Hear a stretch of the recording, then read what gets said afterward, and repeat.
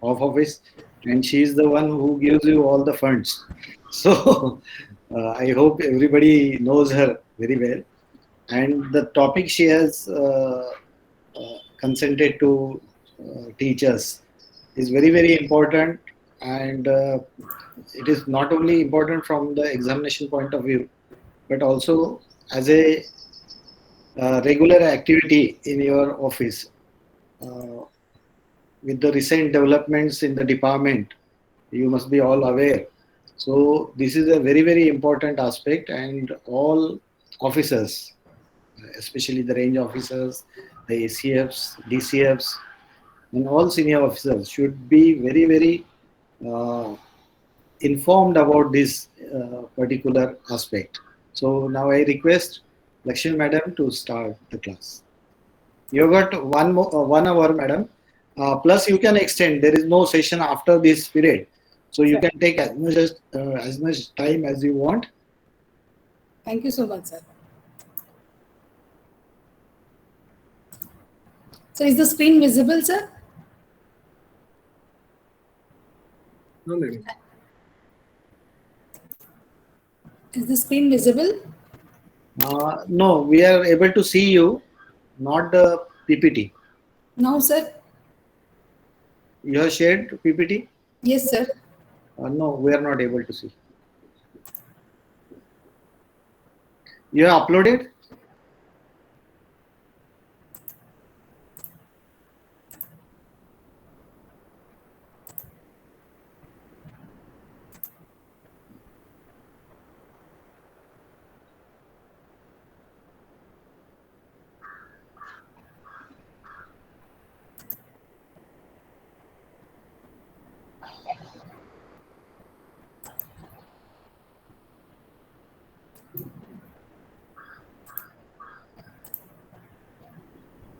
Can you see it now, sir? Yes, yes, we are able to see. Yes. Good evening, everyone. Good evening, friends. I'm not here to teach you much. पण जे आपला जे issues आहे त्याच्यात आपलं head ऑफिसने एक छोटीशी FAQs बनवले होते आम्ही विकास गुप्ता सर आणि हॉप सरांची मार्गदर्शनाखाली. ते आय थॉट ते तुम्हाला एक्झामला पण फायदा होईल आणि ते थोडासा आपला विषयाला फायदा होईल आणि रोजवारी आपल्या कामामध्ये पण भर होईल असा विचार करून मी फक्त ॲक्टचे पूर्ण माहिती नाही देत, फक्त आपलं मोठे मोठे जो आपण काम करताना येणारे इम्पॉर्टंट क्वेश्चन्स जे आपलं तुम्हाला परीक्षेला सुद्धा येऊ शकेल असंच गोष्टी मी हे प्रेझेंटेशन मार्फत शेअर करतोय. मी ॲक्टच्या परिपूर्ण इथे घेत नाहीये. तो जनरल प्रश्न कुठल्या कुठल्या गोष्टी लैंगिक छळात समाविष्ट असतात. म्हणजे जनरली प्रश्न येत असता की कार्यालयामध्ये कुठल्या गोष्टीला लैंगिक छळ म्हणून बोलता येते. जसे कायदा की तरतूदमध्ये 2013चे कलम 210 मध्ये लैंगिक छळात खालील बाबींचे समावेश होतं. जसं शारीरिक स्पर्श करणे किंवा तसा प्रयत्न करणं, शारीरिक संबंधित मागणी किंवा विनंती करणे. Excuse me, madam. We are still on the first slide. That is the opening slide. Yes, now we are there. Yes. I think slideshow mode is not operating, so I'm going. So you go to this move by going to this index. Okay, sir. Okay, sir. Now it is visible. Sir. Okay. जसं लैंगिक छळमध्ये आपला ही खालील 5 गोष्टी मोठ्या ऍक्टची तरतूदमध्ये आहे. जसं शारीरिक स्पर्श करणं किंवा त्याचा प्रयत्न करणे, शारीरिक संबंधित मागणी किंवा विनंती करणे किंवा अश्लील शब्दात शेरबाजी करणे, अश्लील चित्रफित दाखवणे, इतर कोणतेही अवांछनीय शारीरिक शाब्दिक अशाब्दिक अश्लील वर्तन करणे, हे मोठे तोरपे लैंगिक छळामध्ये समाविष्ट होत असतं. आणि त्या अनुषंगिक तसेच कलम 3.2 मध्ये हे डायरेक्टली लैंगिक छळ नाहीये, पण हे निगडीत भावी असतात. आणि जे आपलं जनरल कार्यालयामध्ये काम करताना ते जर समजा ते झालं पण त्याला सुद्धा लैंगिक छळात ते क्लासिफाई होतं ऍक्टच्या तहत. जसं प्रत्यक्ष किंवा अप्रत्यक्ष त्याच्या कामाबद्दल विशेष वागणुकीचे वचन देणे किंवा अप्रत्यक्षपणे तिच्या कामाबद्दल धमकी, वाईट वागणूक देणे, प्रत्यक्ष किंवा अप्रत्यक्षपणे सध्या त्यातील किंवा भविष्यातील नोकरी संबंधित तिला धमकी देणे किंवा महिलाचे कामामध्ये डबल करणे किंवा धमकवणे किंवा आक्षेपार्ह किंवा महिला विरोधी वातावरण तयार करणे आणि महिलाचे स्वास्थ्य किंवा सुरक्षा बाधित होईल असा तेव्हा वागणूक करणे. म्हणजे तो आधी दिल्या गेला 5 आणि ते आणखी हे 5 असं हे 10 आपलं लैंगिक छळाच्या याच्यात समाविष्ट असतात. पुढचा प्रश्न, जर समजा कार्यालयामध्ये या क्षेत्रीय महिला अधिकारी या कर्मचारी यांच्या कामाच्या ठिकाणी लैंगिक छळाची घटना घडल्यास संबंधित तक्रार कुठे करावी? जसं तुम्हाला आता थोडाफार ऍक्टची माहिती असतात आणि त्याच्यात आपण ऐकलं असेल ICC किंवा अंतर्गत तक्रार समिती. प्रत्येक कार्यालयामध्ये जिथे 10 पेक्षा जास्त कर्मचारी आहेत तिथे होणं अपेक्षित आहे हे समिती. पण बऱ्याच समिती आता हेड ऑफिसवरून आम्ही माहिती घेतली तर आम्हाला पण कळते की बऱ्याच समिती आहे पण त्याच्या दर मतलब मीटिंग जेव्हा ऍक्च्युअली ऍक्ट नाही बोलते जेव्हा तेव्हा कंप्लेंट आलं तेव्हा त्याची मीटिंग घ्यायची. पण रोटीनली कोणी घेत नाहीये. रोटीनली म्हणजे विषय नाही आला म्हणून घेत नाहीये. पण ॲज एम्प्लॉयर्स तुम्ही फिक्स करून घ्यायचे दर महिन्यात कम्प्लीट त्याची आढावा घेणे जेणेकरून काही तक्रार असेल तर समोर येतं. जर समजा तक्रार समोर नाही आला आणि किंवा एकदम थोडंसं त्याची विषम स्वरूप घेऊन आलं तर ते अवघड होईल. म्हणून आपल्याला प्रत्येक महिना ICCच्या मीटिंग होते की नाही ते बघणं आवश्यक आहे. जर समजा जे कार्यालयामध्ये अंतर्गत तक्रार समिती जिथे कर्मचारी 10 पेक्षा कमी आहे आणि तुम्ही अंतर्गत तक्रार समिती जर समजा नाही आहे तिथे मात्र तुमच्या वरिष्ठ कार्यालयामध्ये सुद्धा तरी ICCच्या समिती असेल तिथे तक्रार नोंदवायला सांगावं लागेल लोकांना. नाही तर तुमच्या जर समजा तक्रार कार्यालयाच्या प्रमुखाविरुद्ध असेल तर स्थानिक तक्रार समितीकडे सुद्धा तक्रार करण्यात येऊ शकते.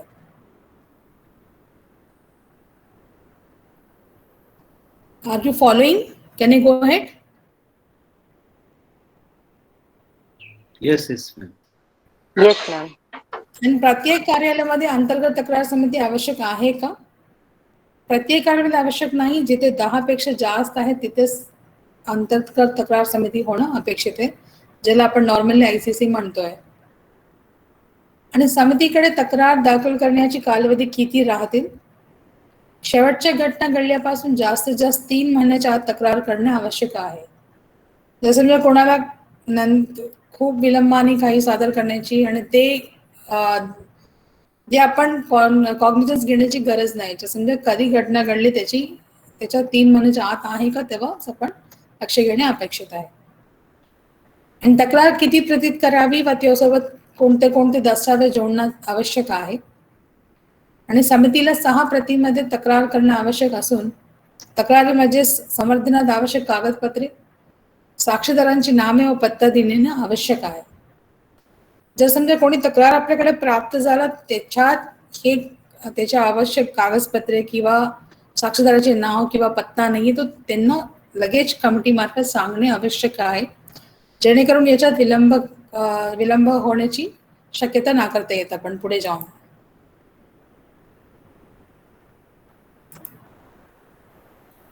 आणि जेव्हा तेव्हा घटना घडली 2-3 गोष्टी समोर आल्या. कोणी म्हणते की तक्रार असं ऐकलं आहे, फोनवर आलं आहे, बरोबर आहे की नाही, व्हॉट्सअपवरती येते, ते घ्यायचे किंवा नाही. पण असं नाहीये. ऍक्ट तहत तक्रार आपल्याला लेखीच घेणं अपेक्षित आहे आणि ते बंधनकारक आहे. कोणी नुसतं व्हॉट्सअपमध्ये व्हिडिओ व्हायरल झाला म्हणून त्याची दखल घेणं तर ठीक आहे, ते दुसऱ्या गोष्टी, पण त्याच्यात तुम्ही कार्यालयीन बाबी म्हणून तुम्ही घ्या आणि त्याच्या अनुषंगाने त्याच्या दोघांना सांगणे आणि किंवा बाकी गोष्टी करणे अपेक्षित आहे. पण ICC समोर मात्र लेखी तक्रारच देणे बंधनकारक आहे.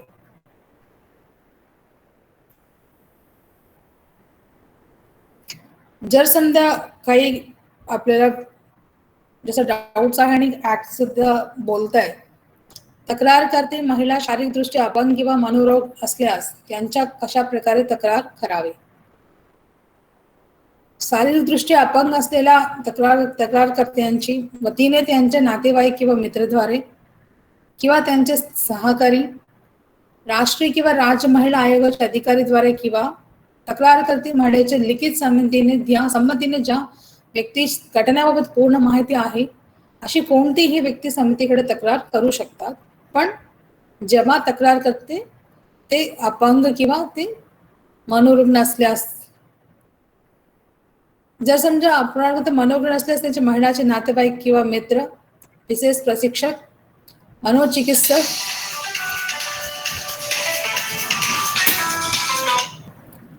किंवा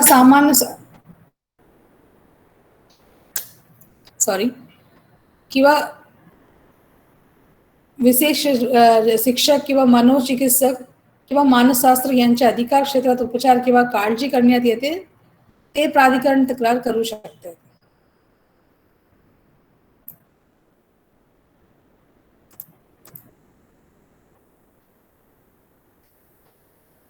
जर समजा तक्रारकर्ता महिला इतर कोणतेही कारणास्तव तक्रार करण्यास अक्षम असल्यास किंवा मृत असल्यास कोण तक्रार करू शकते?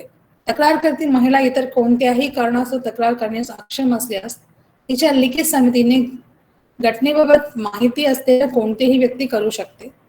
तसेच तक्रारकर्ती महिला मृत असल्यास तिच्या कायदेशीर वारसाचे लिखित समितीने घटनेची माहिती असणारी कोणतीही व्यक्ती तक्रार करू शकते. आणि असंच एक रुटीन प्रश्न असतं की तक्रार निनावी घेऊ शकेल का? नाही, निनावी तक्रार करता येणार नाही. आपल्या बऱ्याच संघटनातर्फे बऱ्याच कधी अनसाइंड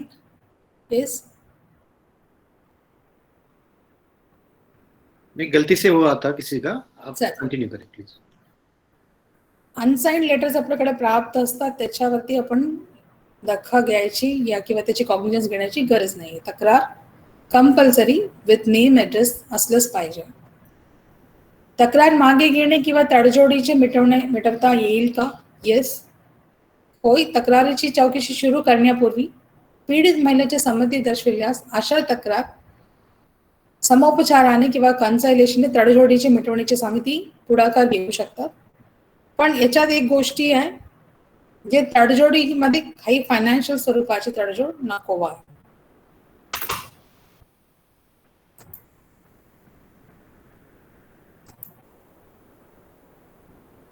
समितीकडे तक्रार केल्यानंतर तक्रारबाबत गोपनीयता ठेवली जाईल का? हो.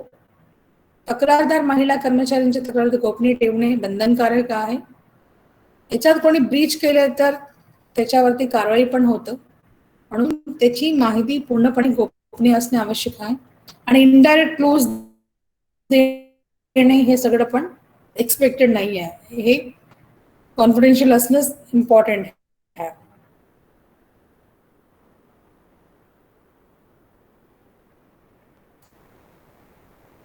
काम छळापासून संरक्षण लागू होईल का? हो. कलम 2(a) नुसार सेवा कालावधीत during the course of employment कर्मचारी जात असलेली कोणतेही ठिकाणी व यामध्ये नियुक्त प्रवासाकरिता उपलब्ध करून दिलेल्या वाहनातील प्रवासाही समावेश असतो. म्हणजे जे वर्क प्लेस के लिए जो आने जाने के वक्त जो भी ट्रांसपोर्ट एरिया पे होगा या आउटसाइड भी होगा तो भी द एक्ट अप्लाइज.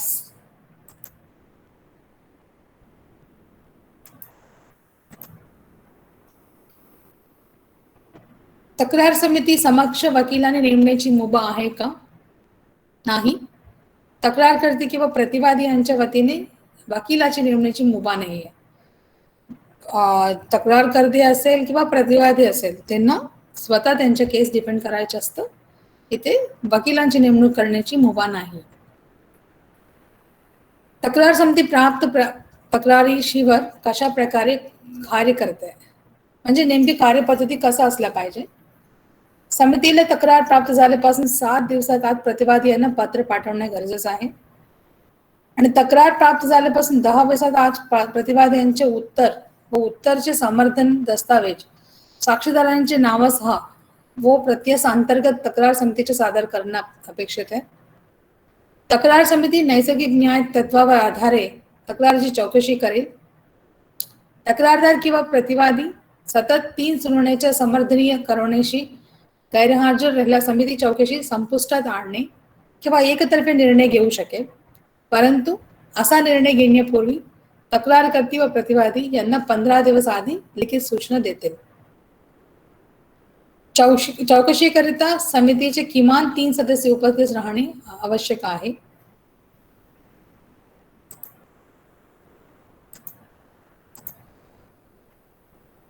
तक्रार समितीने किती दिवसात चौकशी पूर्ण करणे आवश्यक आहे? समितीने 90 दिवसाच्या आत चौकशी पूर्ण करणे बंधनकारक आहे. तक्रार समितीने चौकशी पूर्ण झाल्यानंतर किती दिवसात अहवाल कार्यालय प्रमुख देणे आवश्यक होते? चौकशी पूर्ण झाल्यानंतर समितीने त्यांचा अहवाल 10 दिवसात आत कार्यालयास प्रमुखाने देणे बंधनकारक आहे. समितीला कोणते न्यायिक अधिकार आहेत? समितीला चौकशी करता खालीलप्रमाणे दिवाणी न्यायालयाचे अधिकार आहेत. फक्त या केसच्या विषयी दिवाणी न्यायालयाचे अधिकार आहे. याच्यात लोकांचे काही कन्फ्युजन आहे. टोटल सिव्हिल कोर्टची पॉवर्स आहे का? नाही. फक्त या केसच्या सिलसिला जे काही कारवाई करायची ते मात्र सिव्हिल कोर्टची दर्जाती काम करता येईल त्यांना. वादी व प्रतिवादी यांना समन्स देणे व तसेच त्यांच्या प्रकाशने संबंधित कोणत्याही व्यक्तीच्या उपस्थित बंधनकारक करणे, त्यांच्या शपथेवर बयान नोंदवणे, पुराव्याची नोंद करत आवश्यक दस्तावेज समितीपुढे सादर करण्याची संबंधितांना आदेश देणे, हे मात्र सिव्हिल कोर्टची पॉवर्स जी आहे ते समितीला आहे.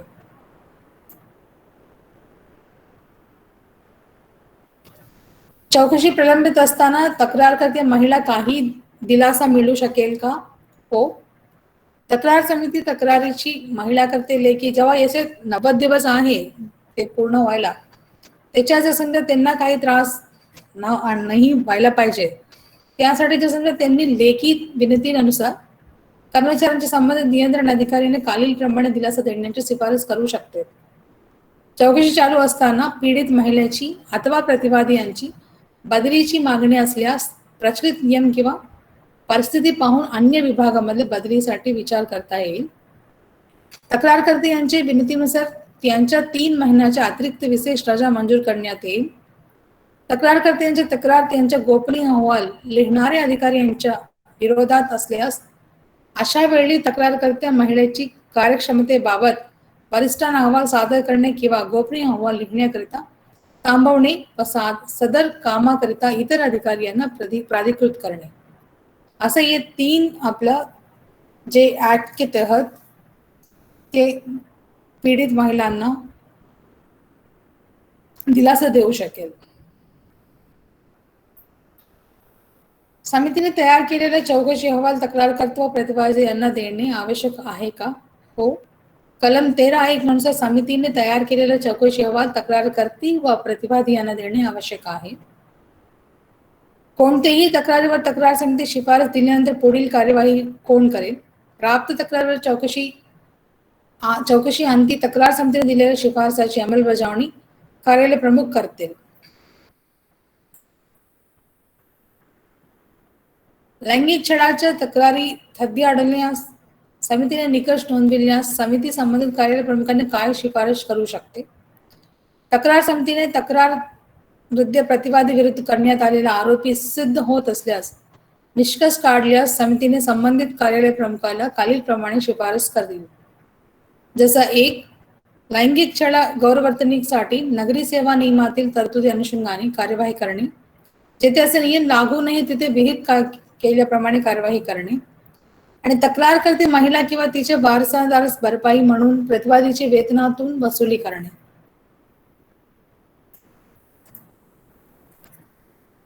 समितीने लैंगिक छळाची तक्रारीता तथ्य आढळल्यामुळे प्रतिवादी विरुद्ध सेवा नियमानुसार कारवाई करण्यासाठी शिफारस केली असल्यास कार्यालय प्रमुख नियुक्ती प्राधिकारी अशा प्रतिवादी विरुद्ध काय कारवाई करू शकते? अशा प्रकरण कार्यालय प्रमुख नियुक्ती प्राधिकारी हे संबंधित प्रतिवादी कर्मचारी विरुद्ध महाराष्ट्र नगरी सेवा शिस्त व अपील नियम 1917 अंतर्गत कारवाई करू शकते, जसं किरकोळ शिक्षा किंवा जबर शिक्षा देण्याची कार्यवाही करू शकतात. समितीने शिफारशीच्या अनुषंगाने किती दिवस कार्यालय प्रमुखाने अंमलबजावणी करणे आवश्यक आहे? समितीची शिफारस प्राप्त होतच 60 दिवसात कार्यालय प्रमुखाने अंमलबजावणी करणे आवश्यक आहे. इथे एक डाऊट आपल्याला येत असतं जनरली, जर एन्क्वायरी स्टार्ट केलं तर 60 दिवसात त्यांचे प्रोसिडिंग परत होणे अपेक्षित असतात. तर समजा डीई स्टार्ट झाला तो डीई स्टार्ट करणे अपेक्षित आहे, ते कम्प्लीट होण्यासाठी 60 दिवस असं नाहीये. ते कारवाई सुरुवात करणं किमान 60 दिवसाच्या आत करायला पाहिजे.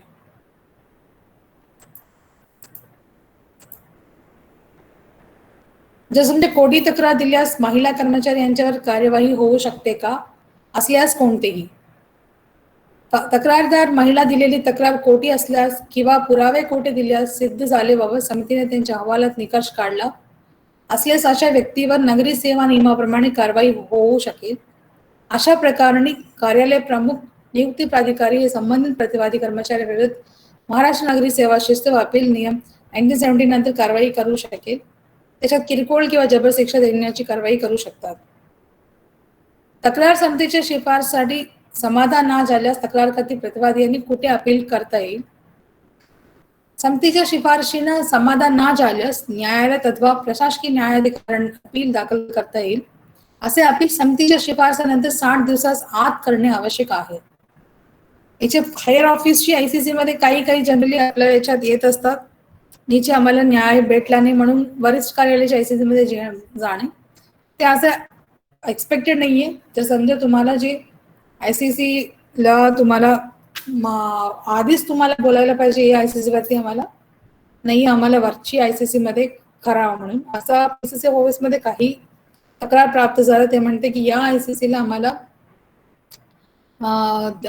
तक्रार नोंदवायची नाहीये, असा अर्जावरती पीसीसीएफ ऑफिसनी त्यांच्या सिनियर किंवा त्यांच्या समिती दुसरं बदलून दिलं असाही घटना आहे. पण ते इंडिपेंडंट डिपार्टमेंटची जबाबदारी होती आहे. पण एकदा त्यांच्या सोबत चौकशी झाल्यानंतर ते मात्र अपील मात्र कोर्ट किंवा मॅट किंवा कॅटकडेच करायचे, पण त्याला वरिष्ठ कार्यालयाची आयसीसी मध्ये तेव्हा जाण्याची मात्र मुभा नाही. आणि हे जास्त इम्पॉर्टंट आपल्या सगळ्यांसाठी, जसं ड्युटीज ऑफ एम्प्लॉयर आहे किंवा कार्यालय प्रमुख यांची कायदा अंतर्गत कोणकोणती कर्तव्य आहेत. पहिला इम्पॉर्टंट सुरक्षित वातावरण निर्माण करणे एक इम्पॉर्टंट आहे. जसं कॉन्फिडन्स बिल्डअप मेजर्स आपल्याला तिथे कार्यालयामध्ये देणे आवश्यक आहे. तसेच कामानिमित्त संबंधित येणारे व्यक्तीपासून सुरक्षितता तजवीज करणे पण आपल्या जबाबदारी आहे. एक कायदा अंतर्गत सर्व तरतुदी प्रमुखाने दंडनिहाय परिणाम तसेच अंतर्गत तक्रार समितीच्या संरचना सर्वांच निर्देशन येईल अशा पद्धतीने नोटीस बोर्ड प्रदर्शित करणे. या कायदा अंतर्गत तरतुदी सर्व कर्मचाऱ्यांना माहिती व्हावा या उद्देशाने नियमित प्रमाणे कार्यशाळा व प्रशिक्षण आयोजित करणे. तसेच समितीच्या सदस्यांकरता तोड ओळख प्रशिक्षण आयोजित करणे. अंतर्गत तक्रार समितीला प्रत्येक तक्रारीची चौकशी करण्यासाठी आवश्यक सर्व सुविधा उपलब्ध करून देणे आणि तक्रारकर्ते व प्रतिवादी तसेच साक्षीदार यांच्या चौकशीसाठी उपस्थितीची खात्री करण्यासाठी समितीला मदत करणे. कलम 9 अंतर्गत तक्रारदारांनी केलेल्या लेखी तक्रार संबंधी अंतर्गत समिती स्थानिक समिती आवश्यक सर्व माहिती उपलब्ध करून देणे. जर तक्रारदार यांनी भारतीय दंड संहिता 1860 अंतर्गत अथवा तत्कालीन अस्तित्वात असलेले कोणतेही कायदा अंतर्गत तक्रार दाखल करण्याची असेल तर याकरिता आवश्यक मदत करणे. अशा ठिकाणी जेथे लैंगिक छळाची घटना घडल्या होती, अपराधकर्ता विरुद्ध किंवा संबंधित महिलांनी अशी इच्छा व्यक्त केल्यास जेथे अपराधकर्ते कर्मचारी नाही अशा वेळी भारतीय दंड संहिता किंवा इतर तत्सम कायद्यानुसार कारवाई करू शकेल. लैंगिक छळ हे नागरी सेवा शर्ती नियमाप्रमाणे गैरवर्तन समजून या विरुद्ध सेवा नियमांतर्गत कारवाई करणे. अंतर्गत तक्रार समितीने विहित केले अहवाल सादर करण्याबाबत संनियंत्रण करणे. असा मोठे या ऍक्ट मध्ये एम्प्लॉयरचीच भूमिका खूप जास्त आहे आणि आपण बऱ्यापैकी लोक स्वतः आपल्या कार्यालयाचे एम्प्लॉयर किंवा कार्यालय प्रमुख आहे म्हणून आपला हे जबाबदारीने जर समजा आपला काम करून घेतलं तेव्हा आपला फील्डमध्ये अडचण येणार नाही. आणि यासोबत पीसीसीएफ ऑफिसनी 31 मार्च 2021 मध्ये गाईडलाईन्स ड्राफ्ट करून दिले. त्याच्या अंमलबजावणीमध्ये मेंटर्स नेमणे किंवा आपला काउन्सिलर्स नेमण्याची तरतूद आहे. त्या हिशोबाने सुद्धा आपल्याला कारवाई करणे अपेक्षित आहे. जिथे लैंगिक छळाच्या विरुद्ध सुद्धा जे काही महिला सोबत कर्मचारी सोबत जे काही घटना घडत असतात त्यासाठी.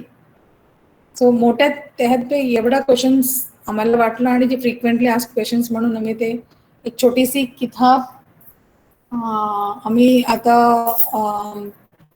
लगेच त्याचे अनावरण होणार आहे.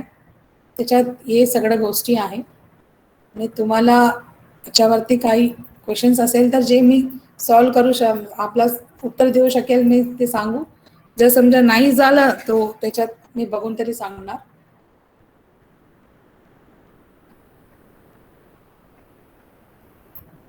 आणि कोणाला काही क्वेश्चन्स असेल तर घ्यायला काही हरकत नाही. The floor is open for you.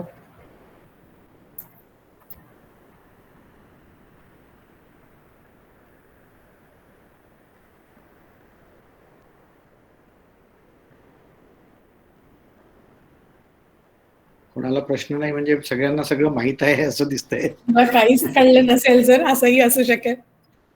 नाही मॅडम, हॅलो. तुम्ही इतक्या सुंदर मराठीमध्ये सगळं सांगितलेलं आहे, सर्वांना समजलंच असणार. कोणाला तरी विचारायचं मला, RFO कोर्टा, बोला तुम्ही. Hello, good evening ma'am. Good evening. Madam, range लेवलला या समितीचं स्ट्रक्चर कसं असलं पाहिजे आणि जर महिला कर्मचारी जर नसतील त्या रेंज अंडर तर ती समिती गठीत करावी का आणि त्याच्या मीटिंग वगैरे किती दिवसांनी अपेक्षित आहेत? महिला कर्मचारी जर समजा नसेल तरी सुद्धा तुमच्या ऑफिसची क्षमता 10 पेक्षा जास्त असेल तेव्हा समिती असणं अपेक्षित आहे.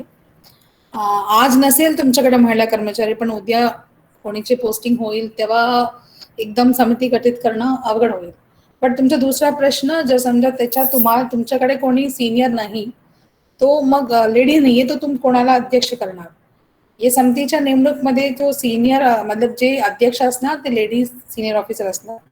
त्यासाठी तुमच्या कार्यालयामध्ये नसेल त्या तुमच्या लगेच नजदीक जवळपास जे कोणी दुसरं कार्यालय आहे त्यांच्या जो वर्किंग ऑफिसर आहे त्यांना घेता येईल.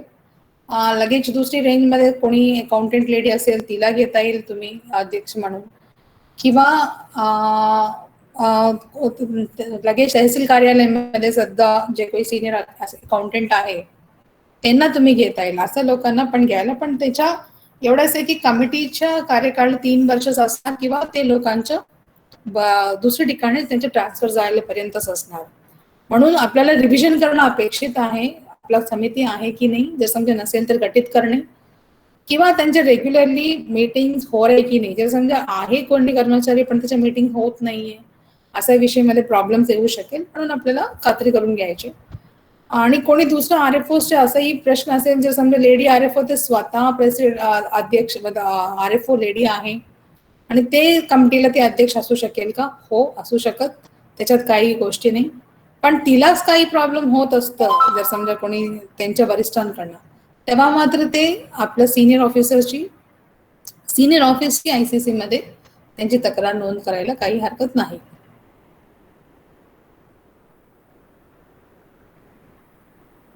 तुमचा प्रश्न सॉल्व्ह झाला असं वाटतं? Yes ma'am, thank you ma'am. नमस्कार मॅडम, माझे 2 क्वेश्चन्स आहेत. फर्स्ट असं आहे की ऍक्च्युली आमच्याकडे कॉन्ट्रॅक्ट बेसिसवर काही स्टाफ आहे आणि एक रेग्युलर स्टाफ आहे. तर रेग्युलर स्टाफ आहे याची संख्या 10 पेक्षा कमी आहे आणि कॉन्ट्रॅक्ट बेसिसवर धरून 10 पेक्षा जास्त होतीये. सो रेंज लेवलला इंटरनल कंप्लेंट कमिटी स्थापन करण्याची गरज आहे का? आणि दुसरं एक प्रश्न आहे की जर इंटरनल कंप्लेंट कमिटीमध्ये आपण जे रिटायर्ड काही अकाउंटंट असतील किंवा क्लर्क असतील तर ते कॉन्ट्रॅक्ट बेसिसवर सध्या आपल्या ऑफिसमध्ये असतील, सो त्यांना अशा कमिटीवर घेता येतं का? मी आधी तुमच्या सेकंड क्वेश्चनला उत्तर देऊ इच्छितो. तुमच्याकडे जो कॉन्ट्रॅक्ट बेसिसमध्ये रिटायर्ड अकाउंटंटला अपॉइंट करण्यासाठी तुम्ही प्रोसिजर फॉलो करूनच अपॉइंट केला असेल आणि तुमच्या ते रेग्युलर रोलमध्येच असेल ना? ऍक्च्युली त्यांची नियुक्ती मॅडम फाउंडेशन मधून आहे. ठीक आहे, म्हणजे प्रॉपर अपॉइंटमेंट आहे ना ते, जेव्हा Yes, त्यांना yes, करायला yes. काही हरकत नाही. आणि तुम्हाला तिथे 10 म्हटलं त्याच्यात ऍक्ट पण स्पष्ट हे सांगत नाही की रेग्युलर किंवा कॉन्ट्रॅक्च्युअल एम्प्लॉयमेंट असायला पाहिजे, बट सेफ फ्रेंडली तुमच्याकडे 10 पेक्षा जास्त लोक आहे, तिथे समिती स्थापन करायला काही हरकत नाही. बिकॉज तुम्ही आणि अशा सर्वांना पेमेंटच करतो ना, तुमचेच लोक आहे ना सर्व. Yes yes madam.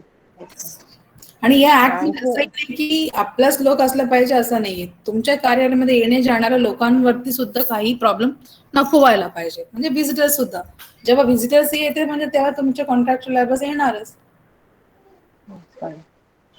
Thank you ma'am. Thank you.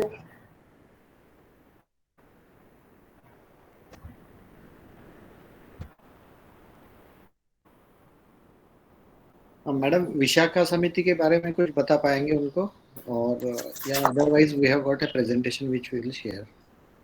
Sir Vishakha का यही आईसीसी को ही अपना जनरली विशाखा बोलते सर, बाकी मैं उसकी फोरग्राउंड का इंफॉर्मेशन तो सबको जनरली पता है, बट स्टिल उसकी स्टार्टअप वगैरह के हिसाब से मैं I can share it another presentation विद यू सर. इसका जैसे बेसिकली राजस्थान में जो अपना ये हुआ था, वैसे state of Rajasthan, Vishakha say state of Rajasthan में अपना एक जजमेंट हुआ था जिसकी बेसिस ही अपनी एक्ट निकली है. जैसे लाइक इसका फंडामेंटल राइट्स और अपना राइट टू लाइफ के बेसिस में अपने ये सारी चीज आए थे. So not If it much. is possible, you please share. Yes sir, that I will share with you sir. Yeah.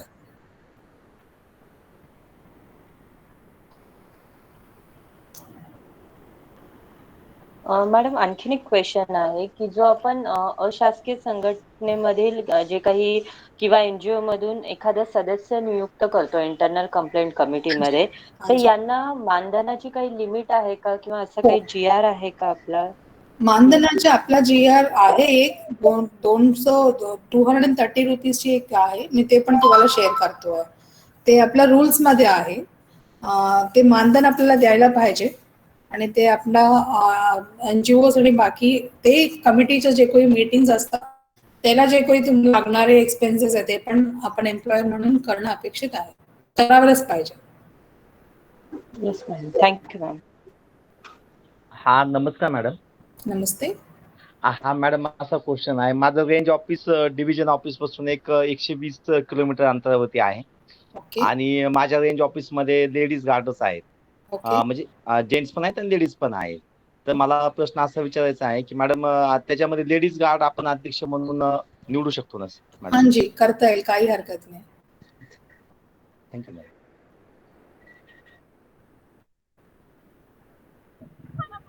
जय हिंद मॅडम. जय हिंद.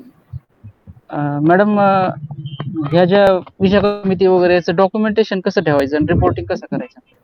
त्यासाठी आपण PCCF ऑफिसकडून एक गाईडलाईन दिली गेली आता. ते आपण 31 मार्च एक सर्क्युलर निघाले होते त्या, आणि ऑलरेडी GR मध्ये आणि शासन नियमामध्ये ऑलरेडी प्रपत्र आहे ते तुम्हाला, पण ते पण मी शेअर करतो नेक्स्ट वर्किंग डेला. मी सर्वांना शेअर करतो, वनकडे सरांना शेअर करतो मी वर्किंग डेला. ते नॉर्म्स आहे, आपला मंथली रिटर्न्स आहे आणि जेव्हा तेव्हा कंप्लेंट्स येतात त्याची काय झालं त्याचे प्रॉपर फॉर्मॅट आहे, GR मध्ये आहे आणि ऍज वेल ॲज आपला आपण जो सर्क्युलर दिला त्याच्या सुद्धा आहे.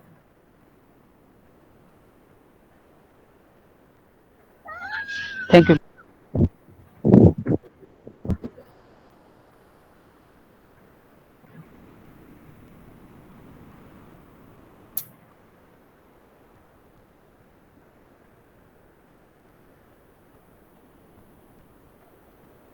Good evening. Good evening. माझा प्रश्न असा आहे की जे हेड ऑफ द ऑफिस आहेत एम्प्लॉयर, यांच्या विरोधात बाहेर जाऊन पेपरमध्ये वगैरे जर कंप्लेंट करण्यात आली किंवा तक्रार वगैरे करण्यात आली, तर एम्प्लॉयर तुम्हाला म्हणजे जे विशाखा किंवा इंटरनल कमिटीचे जे अध्यक्ष महिला असेल तिला पडताळणीचे आदेश देऊ शकतात का? असं काही तरतूद नहीं है, जहाँ तक मुझे पता है या एक्ट के जितना पढ़ा उसमें ऐसे कोई तरतूद नहीं है. उसके लिए एक अगर इनकेस मतलब कंप्लेंट उनको डायरेक्टली करना चाहिए या इंटरनल कमिटी के पास करना चाहिए. बाहर जाके कर रहे मतलब there is something which is some doubt से अरेज. एक फैसिलिटी जो गवर्नमेंट ने दिया है जी वहां नहीं जाते हुए तुमको बाहर जाना बोले तो सम इंटेंशनली रॉन्ग हो सकता है वहां पे. Yes ma'am. एंड सो उस केस में इवन जो सीनियर है ही और शी में गो एंड से कि मेरा कंटेम्प्ट लाइक या मे बी मेरा इज्जत खराब हुआ तो they may file a suit against. जी मैम. Yes ma'am. तो वो भी एक चांसेस है. Yes ma'am. Thank you. Hello madam. हा मॅडम, मला असं वाटतं रामेश्वरीला विचारायचं आहे जी. की सुमोटो कॉग्नायझन्स घ्यायचं आहे का? सपोज नाही. आता पेपर मध्ये न्यूज आली. ICC ला सुमोटो घेऊ शकत नाही हा सर. तेवढंच. हा मॅडम. हॅलो. हॅलो. हा मॅडम, माझा क्वेश्चन असा आहे की रेंज लेवलला वनरक्षक लेडीज अध्यक्ष आहे आणि त्यावेळेस ती डिसिजन घेण्यास म्हणजे तिला गायडन्स ज्यावेळेस कमिटीची म्हणजे मीटिंग असेल तर त्यावेळेस RFO म्हणून जेंट्स RFO म्हणून आपण त्यांना मार्गदर्शन करू शकतो का? तिने जर मार्गदर्शन आपल्याला मागितलं तर. जनरली नाहीये. तो कमिटीमध्ये आपण असलं की ते वेगळ्या गोष्टी. पण तुम्ही एम्प्लॉयरच्या स्थानात आहे तो तुम्ही त्याच्या प्रोसिडिंग्स मध्ये इंटरफिअर करू शकत नाही. ते कमिटीमध्ये ते एकत्र नाहीये ना. गार्ड आहे पण तिच्यासोबत ऍडव्होकेट्स आहे. तिथे तुम्ही त्याचे क्लास नका बघू. जनरली ते गार्ड आहे की तुम्हाला सबऑर्डिनेट आहे असं नाही. ऍज ए अध्यक्ष आणि बाकी मेंबर्स आहे तिला मदत करायला. Yes madam. तो आपण जेव्हापर्यंत आपल्याला ते विचारणार नाही ऍज अ कमिटीचे रिपोर्ट म्हणून तेव्हा तुम्हाला देणार नाही तेव्हापर्यंत आपण इंटरफिअर करणं बरोबर नाहीये. तेव्हा दुसरी गोष्ट सुरू होईल की याच्यात ते इंटरव्हीन करतोय म्हणून ते आपल्याला नको आपल्याला असं. Yes madam. तर त्यापेक्षा तुम्ही तुमच्या गार्ड्सने असं ट्रेन करा की ते सगळे ते डिसिजन घेऊ शकेल आणि येस मॅडम. प्रॉपरली रिपोर्ट देऊ शकेल असं तयार करणं इंडायरेक्टली करा. हा येस मॅडम. कमिटीमध्ये ते प्रॉपर डिसिजन घेता येईल त्यांना.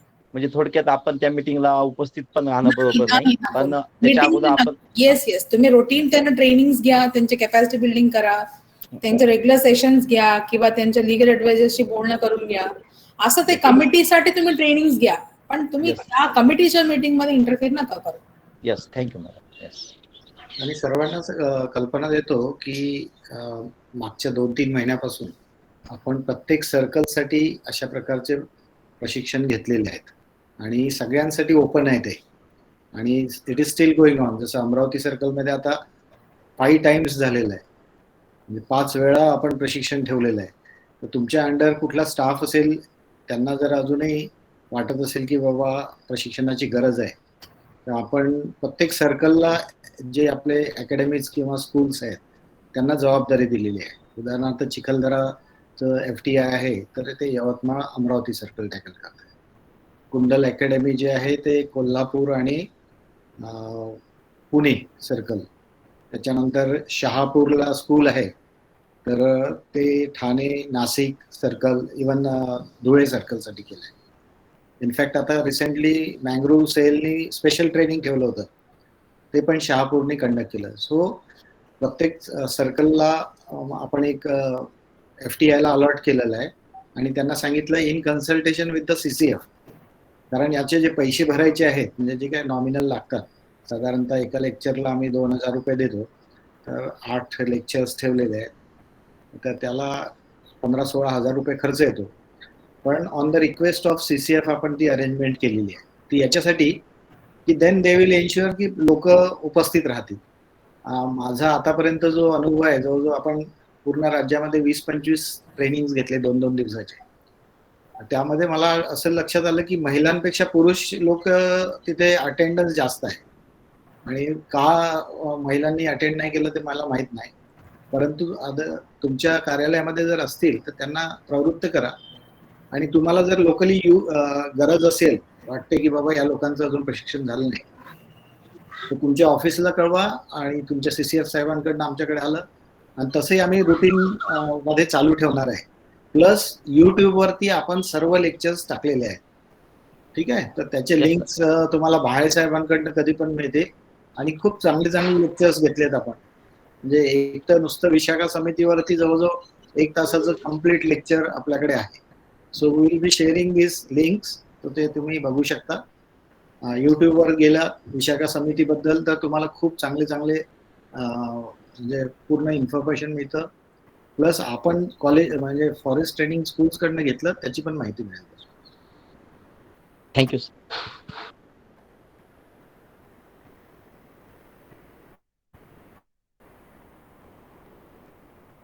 अजून काही प्रश्न आहेत का?